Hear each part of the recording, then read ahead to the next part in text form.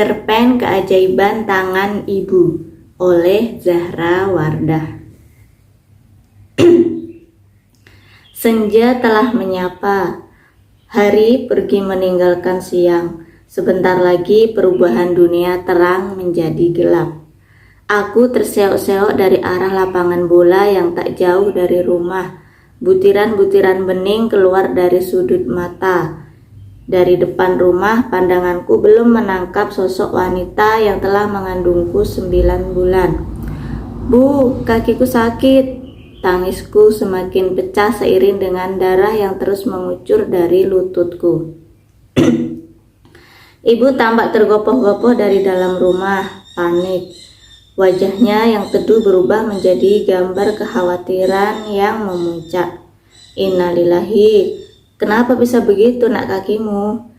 Tanya wanita yang berbaju hijau tua itu seraya memapahku ke dalam rumah. Mulutku belum sanggup menjelaskan dengan rinci. Aku memilih diam sejenak dan menahan rasa sakit yang kujalani. Sesampai di kursi kayu yang sudah mulai lapuk di ruang tamu itu, aku didudukkan ibu.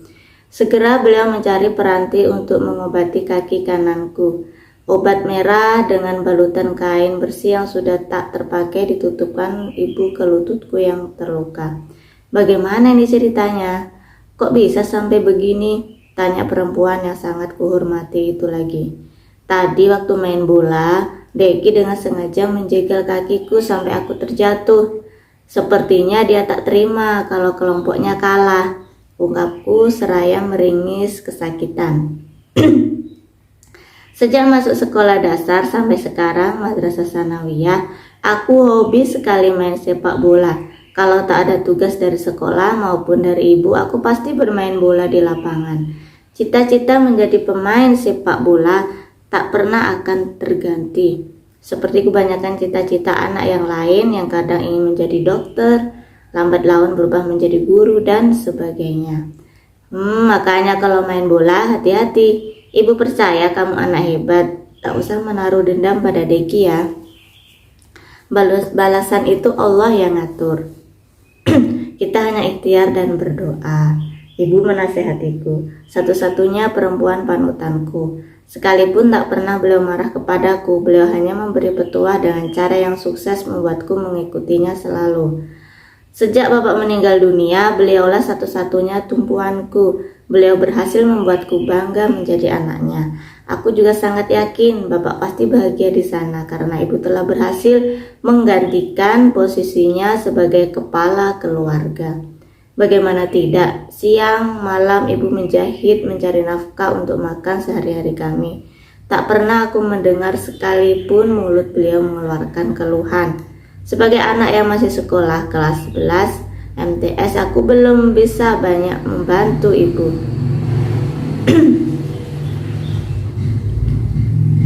Sebagai anak yang masih sekolah kelas 9 MTS, aku belum bisa banyak membantu ibu. Malah selalu merepotkannya. Kadang malu sekali sebenarnya untuk meminta uang jajan sekolah. Akan tetapi aku juga tak bisa menahan seharian di sekolah tanpa ada pengganjal perut. Sesekali kala jahitan ibu sedikit dan belum keluar gajinya, aku dibuatkan bekal dari rumah walaupun seadanya sebagai pengganti jajan. Untungnya untuk uang bayaran sekolahku gratis karena aku seorang anak yatim. Sudah seminggu ini aku ke sekolah menggunakan kruk.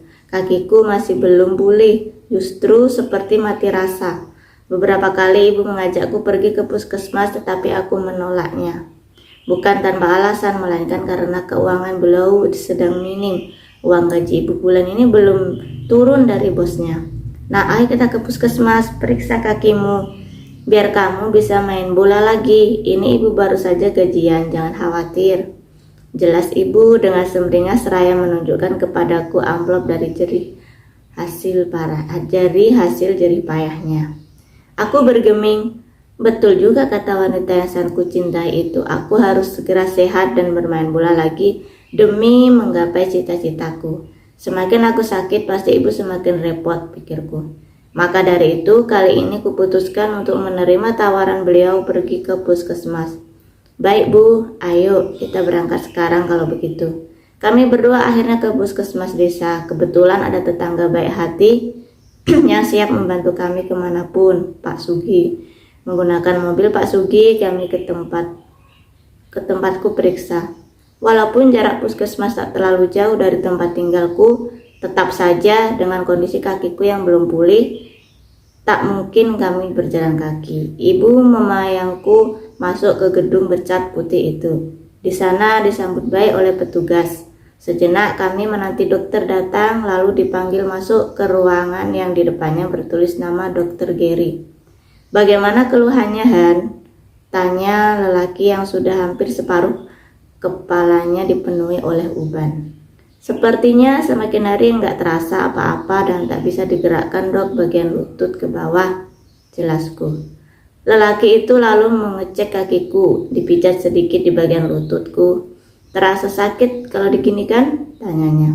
Enggak Dok, ini harus diperiksa di rumah sakit yang ada alatnya lengkap untuk scan kakimu. Takutnya ini bisa lumpuh selamanya. Kali ini saya kasih obat supaya otot-ototnya enggak kaku. Dokter Gary memberikan beberapa obat dari rak-rak obat yang ada di belakangnya. Ibu yang juga berada di ruangan itu syok mendengar penjelasan lelaki satu-satunya mendengar penjelasan dokter di dalam ruangan itu. Beliau mengerutkan dahi lantas memijatnya. Meski beliau tak mengeluh, tetap saja jelas di wajah teduh itu menggambarkan bahwa jiwanya tak baik-baik.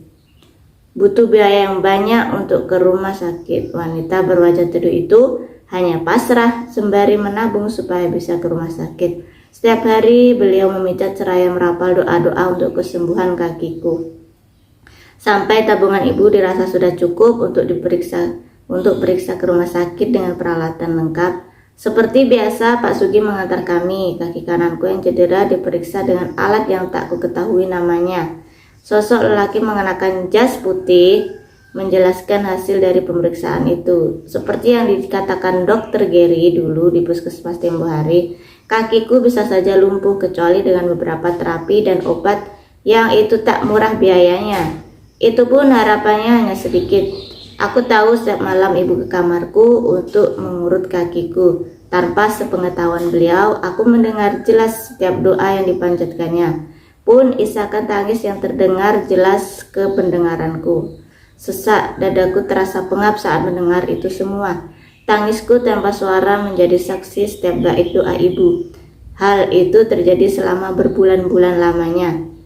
Berangsur kakiku mulai bisa berjalan dengan lancar. Pun lari, diagnosa dokter ternyata salah besar. Aku hanya berlatih sendiri di rumah untuk menggerakkan kaki dan pijatan dari tangan wanita yang telah melahirkanku itu. Kini kakiku bisa bergerak seperti sedia kala. Ini karena tangan ibu penuh keajaiban. Terima kasih Bu, ucapku saat ibu masih saja memijat kakiku yang sudah mulai bisa berjalan. Kini tak ada lagi bulian di sekolah, terutama cemoohan dari Deki.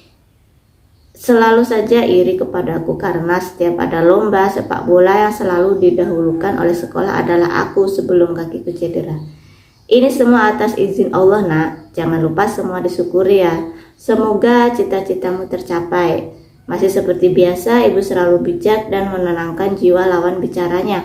Kini setelah beberapa tahun kejadian itu, dengan semua keahlian yang ada pada diriku, aku masuk ke dalam klub sepak bola ternama di kota.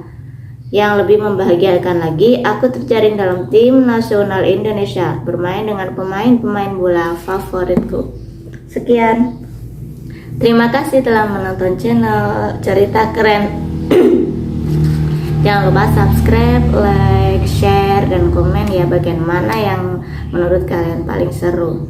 Dan semoga saya doakan yang sudah subscribe, sudah like, sudah komen, sudah share, saya doakan semoga rezekinya berlimpah ruah, sehat selalu dan sukses. Terima kasih, dadah.